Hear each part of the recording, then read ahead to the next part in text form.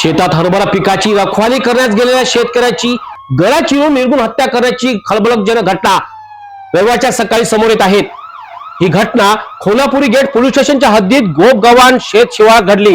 या घटनेची माहिती मिळताच खोलापुरी गेट तात्काळ दाखल होऊन या ठिकाणी चौकशीला सुरुवात केली आहे। शेतात हरभरा पिकाची रखवाली करण्यास गेलेल्या शेतकऱ्यालाच अज्ञात इसमाने कायमचे संपविले। मृतकाच्या गळ्यावर धारदार शस्त्राच्या खुणा सुद्धा आढळून आल्याने निर्गुण हत्या करण्यात आल्याची घटनास्थळी मोठी चर्चा दिसून आली। गोपगव्हाण पुनर्वसन राहणारा 35 वर्षीय सुनील सोळंके असे मृत शेतकऱ्याचे नाव समोर येत आहेत।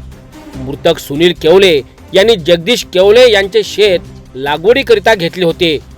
या शेतामध्ये त्याने हरभरा पीक पेरल्याने त्याची जंगली जनावरांपासून संरक्षण व्हावे याकरिता शनिवारी रात्री रखवालीला तो गेला। सकाळी गावातील इतर शेतकरी शेतमजूर शेताच्या कामाला गेले असता मृतक सुनील सोळंके हा आपल्या हरभरा शेतात रक्तबंबाळ अवस्थेत मृत अवस्थेत आढळून आला। याच घटनेची माहिती खोलापुरी गेट पोलिसांना मिळताच पोलीस पथक सकाळी तात्काळ घटनास्थळी दाखल झाले। घटनास्थळी फॉरेन्सिक लॅब पथकाला सुद्धा पाचारण करण्यात आले।